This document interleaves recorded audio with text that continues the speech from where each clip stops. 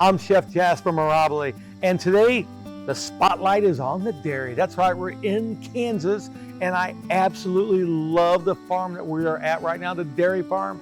Since this morning, early, very early for this chef, 5 o'clock is pretty early for me. I would like to introduce our guest today, and I'm a guest on their farm. I am just very, very honored to be here right now. Rob and Lisa Leach, thank you very much for having us today. Thank you. Delighted to have you. We've been talking all morning long. I mean, right when I got here, I started milking the cow. Yeah, that's right. I loved it. I mean, I've done it a few times before, but I learned a little more this time, and it's not an easy job. I mean, you all get up in the morning. 4 o'clock is not early for you all. That's your normal day. Rob and I get up early. We usually rise about 4 o'clock or shortly thereafter. We get up and we drink coffee and we watch the morning news, the morning ag program. Then we come here to the barn. We're usually out the door about 5:30 and plan to start milking the cows about 6. I do most of the milking, and Rob takes care of cleaning the packed barn here where the cows are housed, and then mixing and feeding the feed. Why dairy? What brought you into this business? We both grew up on dairy farms. My family always milked cows. My mom and dad and his parents, as far as I know, all had cows. And then Lisa grew up on a dairy farm in Pennsylvania. We both come from long lines of dairy people. And, continuing the tradition, I was here a little while ago walking around. You're putting the feed out, we're doing this, we're doing that. And there's your mother over in the corner, still working. Unbelievable.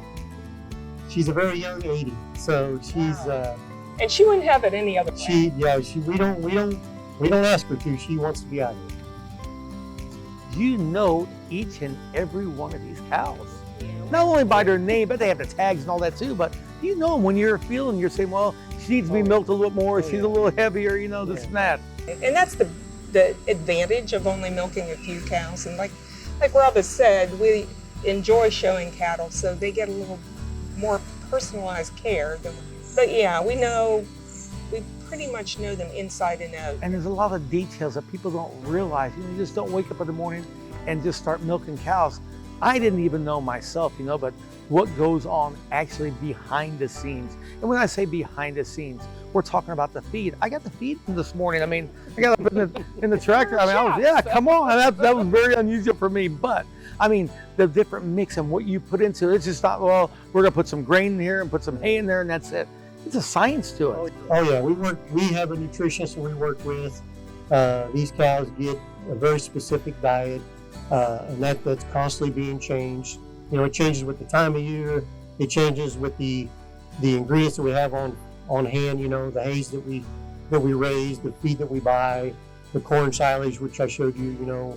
Everything has to be balanced so that the cows are getting exactly what they need on any given day.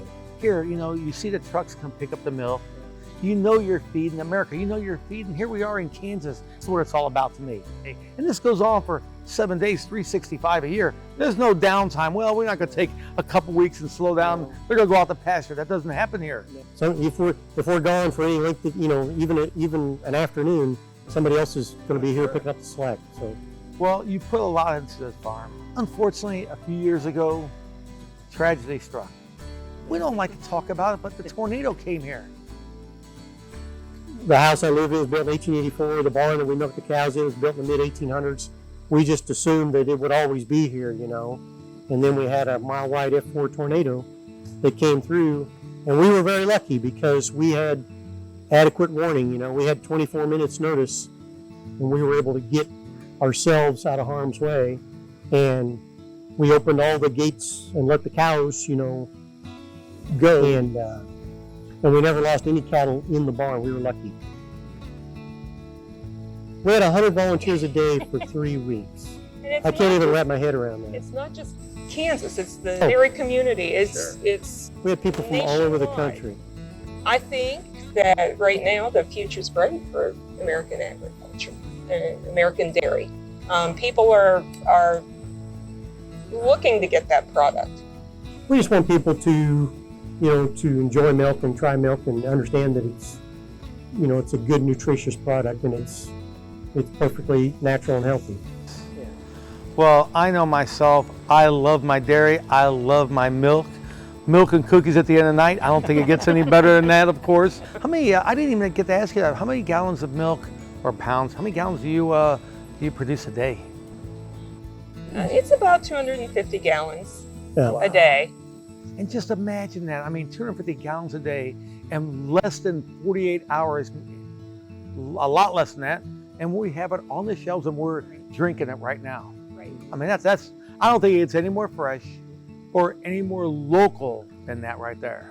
That's true. And it's thanks to people like you. I mean, the long days, every day, it doesn't stop. And, you know, I commend you for that. I really did. So I raise a glass, had to have a cookie in there with it, you know.